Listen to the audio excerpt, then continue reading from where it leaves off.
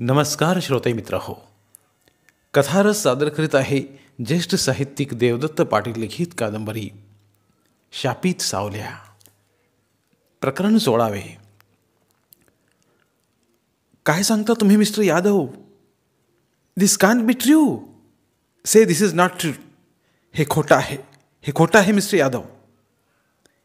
Excite झालेल्या विजयाने आपल्या भावनेवर काबू ठेवण्याचा प्रयत्न केला, पण तिचा क्षोभ असा प्रगट झालाच. ही बातमीच अत्यंत धक्कादायक आणि तिच्या मनात प्रचंड खळबळ माजवणारी होती. जे खरंच आहे ते खोटं आहे असं मी म्हणण्यानं वस्तुस्थिती बदलणार नाही विजयाबाई. पण पण तुम्ही काय एवढे एक्साइट झालात? तुमचं त्यांचं काही नातं नाही म्हणालात ना? हो ना, माझं त्यांचं कसलंच नातं नाही, पण अगदीच अतर्क्य आहे हे, अतिशय धक्कादायक आहे हे, त्यामुळेच मी एक्साइटेड झाले. आपण निघूया. विजया उठली आणि महाद्वाराच्या पायऱ्या उतरू लागली. उदयनं परत रायफल खांद्याला अडकवली आणि तो तिच्याबरोबर पायऱ्या उतरू लागला. सुनेशी संबंध, शी कशीशीच वाटते ही कल्पना. हे खरं असणार नाही हो मिस्टर यादव. ज्याची कल्पनासुद्धा घृणास्पद वाटते, तुमच्या आमच्यासारख्यांना ती प्रत्यक्ष कृतीत आणणारा हा नराधम रानोजी माणूस या संज्ञेला पात्र आहे का ते तुम्हीच ठरवा विजयाबाई. पण माईसाहेब एक सत्वशील साध्वी असल्याचं बोललं जातं मिस्टर यादव. त्या ढोंगी स्त्रीबद्दल मी काय बोलावं? भोग लंपट पुढाऱ्याच्या मांडीला मांडी लावून बसणारी ही राजकारणी बाई. अत्यंत महत्त्वाकांक्षी स्त्री आहे ही माईसाहेब. आणि स्त्री आपल्या महत्त्वाकांक्षेच्या पूर्तीसाठी कुठल्या थराला जाईल याचा काही नेम सांगता येत नाही विजयाबाई. सनातनी वृत्तीच्या राणोजीनं आपल्या सुनेला इतकं स्वातंत्र्य देण्यामागं तसं काही कारण असणारच. मिस्टर यादव, पाय फारच दुखतोय. पायऱ्या उतरताना फार त्रास होतोय. माझ्या खांद्यावर हात ठेवायला हरकत नाही? Of course, if you don't mind. म्हणजे आधार घेतल्यानं त्या पायावर पडणारा भार जरा कमी होईल. Thank you mister Yadav. आता थोडं अंधारून आलं असल्यानं उदयच्या खांद्याचा आधार घेतलेलं कुणाला दिसणार नाही. नवख्या माणसाची इतकी शारीरिक जवळीक पत्करणं बरं वाटत नाही, पण इलाज नव्हता. शिवाय मनानं विजया फार लवकर उदयाच्या जवळ गेली होती. तो आपला माणूस वाटत होता तिला. उदय जवळ सरकताच तिनं त्याच्या खांद्यावर हात ठेवला आणि दोघंही हळूहळू पायऱ्या उतरू लागले. पुण्याला तुम्ही सर्व्हिस वगैरे करता की? हो, मी एका हायस्कूलमध्ये टीचर आहे. तुम्ही खुद्द पुण्याचे आहात की सर्व्हिससाठी पुण्यात राहता? आम्ही खुद्द चासचे. माझ्या शिक्षणासाठी दादा चासचं घर विकून पुण्याला स्थायिक झाले. घरी आम्ही दोघेच, मी आणि दादा. दादा मुके आणि बहिरे आहेत. विजयानं उदयला अपेक्षित सर्व माहिती पुरवली. जानोळीला कुठल्या कामासाठी आलात मग? तुमच्याशी मला खोटं बोलवत नाही, खरं कारण मी तुम्हाला नंतर सांगेन. चालेल ना? तुमच्यावर मी अविश्वास दाखवून ते कारण लपवत आहे असा गैरसमज मात्र प्लीज करून घेऊ नका. ओके ओके विजयाबाई, तुमचा प्रामाणिकपणा मला गैरसमज दूर करायला पुरेसा आहे. तुम्हाला मदतीची आवश्यकता असेल तर मला जरूर सांगा. I would like to help you. तुमची मदतच मला उपयोगी पडेल याची पूर्ण जाणीव झाली आहे मला मिस्टर यादव. आमच्या कुटुंबाशी संबंधित अशा एका गोष्टीचा तपास करण्यासाठी मी इथं आले. या जानोळीत मला मदत करेल असं दुसरं ओळखीचं माणूस नाही. माझा मुक्काम आहे त्या घरातील माणसं त्या दृष्टीनं उपयोगाची नाहीत मिस्टर यादव. मला तुम्ही उदय म्हटलं तरी चालेल विजया. हे काय सारखं सारखं मिस्टर यादव मिस्टर यादव. या भागातल्या लोकांना फार औपचारिकपणा आवडत नाही. त्याला कृत्रिमतेचा वास येतो आणि आपुलकी वाटण्यात त्या औपचारिकपणाचा अडथळा येतो. Am I right? अगदी खरंच. शिवाय आपण एकमेकांच्या इतके जवळ आलोय की मला वाटतं आपल्यात आता इंचभराचंही अंतर उरलं नाही. पहिल्याच भेटीत तुमच्या भक्कम खांद्याचा मला आधार लाभला आहे उदय. विजया हसत म्हणाली. तुम्हाला आता सांगायला हरकत नाही. तुम्ही बेशुद्ध पडल्यानंतर त्या बुरुजाच्या पायरीवर कशा गेला ते आठवतं तुम्हाला? उदयनं मिश्किल स्वरात विचारलं. मी शुद्धीवरच नव्हते तर मला ते कसं आठवणार? खरंच हा विचार मला कसा काय सुचला नाही? सांगा ना, त्या पायरीपर्यंतचा माझा प्रवास कसा काय झाला? मला मोहिनी विद्या अवगत आहे. मी मंत्र पुटपुटत होतो आणि तुम्ही भारावल्यासारख्या आपल्या वेदना विसरून उठलात आणि सरळ चालत जाऊन त्या पायरीवर बसलात. काहीतरीच मला नाही पटत हे. तुम्ही मांत्रिक आहात आणि कुणावर ही मोहिनी टाकू शकता यावर मी विश्वास ठेवून.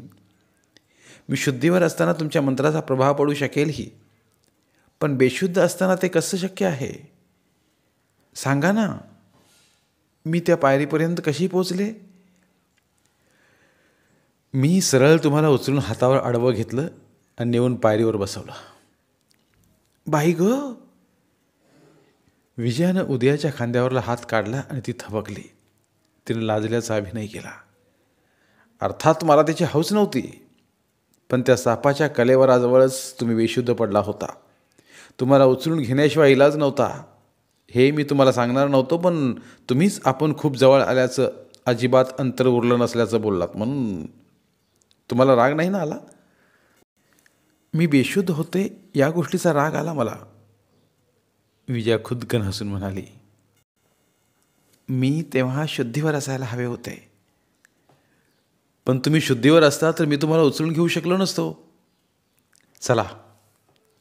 दोघं परत चालू लागले.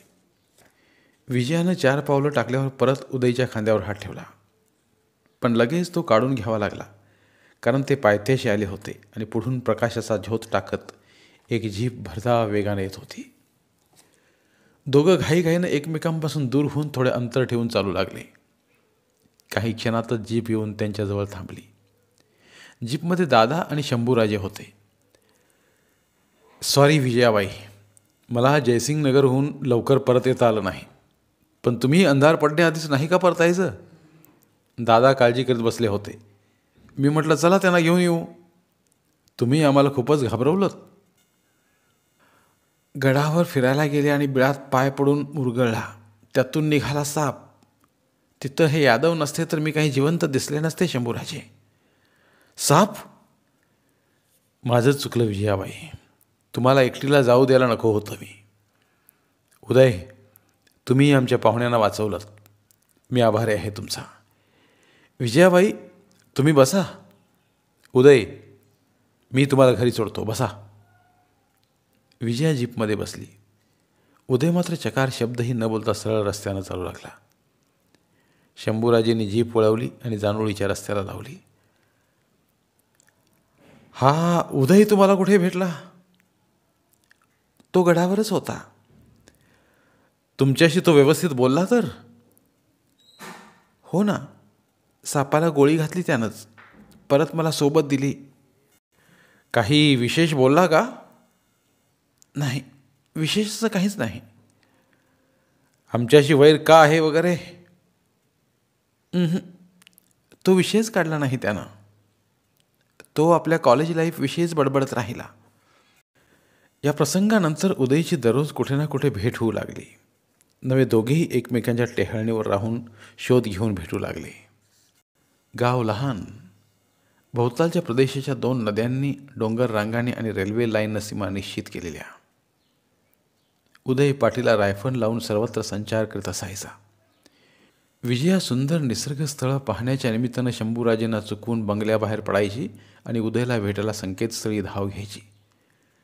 कृष्णाकाठच्या पेरूच्या बागातून दोघे भटकायचे. नदीकाठी एकमेकांना बिलगून तासन तास बसायचे. उदय यादवाच्या रानात ऊसफळे उभे होते. एकरभर पानमळा होता.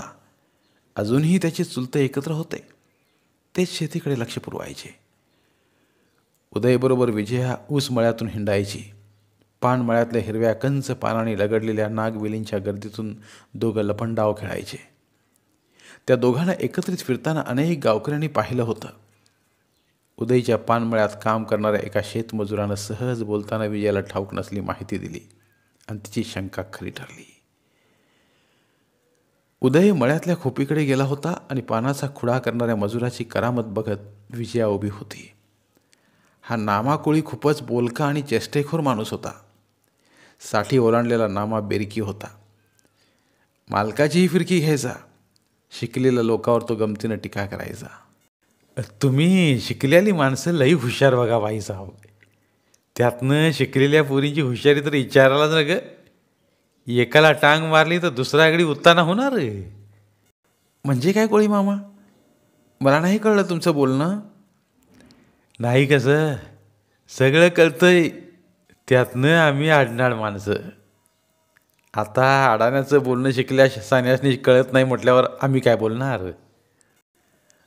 पण माझी हुशारी तुम्ही कशात बघितली ते तरी सांगा. सापाच्या बिळात राहून मुंगसाची दोस्ती करणं सोप्पं आहे का बाईसाहेब. सापाच्या बिळात राहते मी. पण कोळी मामा, साप मुंगसाच्या वैराचं कारण तरी काय. आता तुम्हाला माहीत नाही म्हणा की. खरंच ठाऊक नाही मला. अहो, वैराची कारणं असतात किती. आमच्याकडे तर बाई आणि बांधापायी कुऱ्हाडी भालं चालू लागतात आणि जित्त माणूस मुडदा होऊन मसनाच्या वाटाला लागतं या.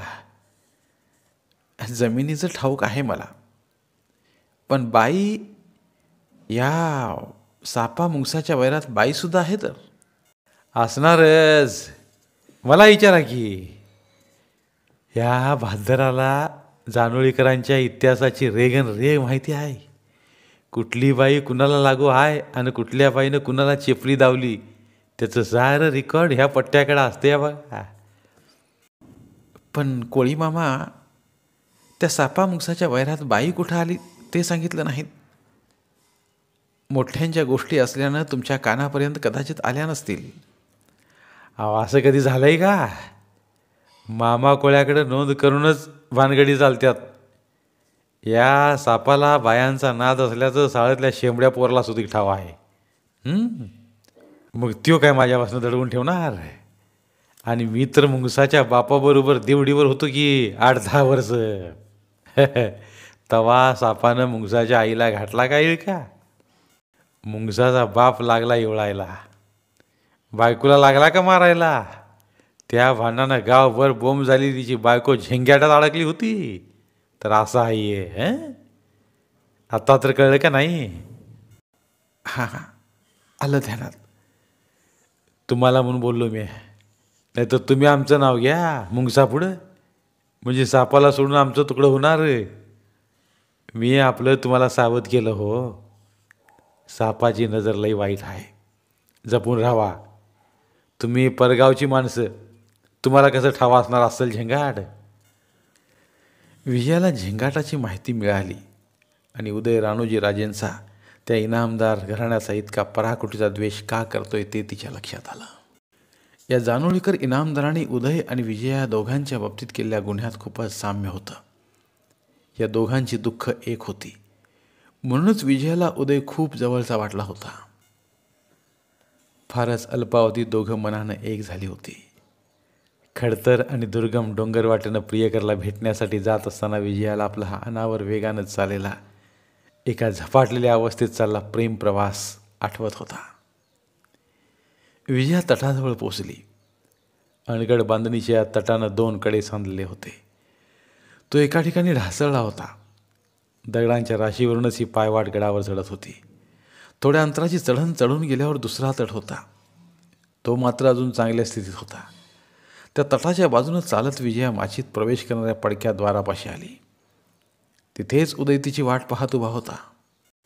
विजयानं आत पाऊल टाकताच उदय एकदम तिच्यासमोर आला आणि त्यानं तिला मिठीत घेऊन छातीशी दाबून धरून तिच्या ओठांची गालांची पटापट चुंबनं घेतली. त्याच्या आवेगानं विजयाला घसमटल्यासारखं झालं.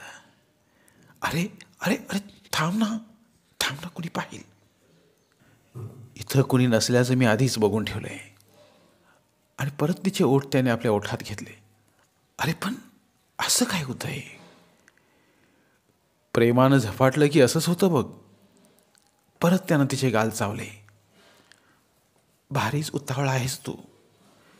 धीरानं घ्यायची सवयच नाही तुला. अधीर आतुर होत नाही ते तारुण्य कसलं. अनावर ओढ लावत नाही ते प्रेम कसलं. परत तिच्या तोंडात तोंड घालून जिभेला जीभ भिडवली. आता पुरे पुरे झालं. सोड बघू, सोड. नाहीतर काय करशील?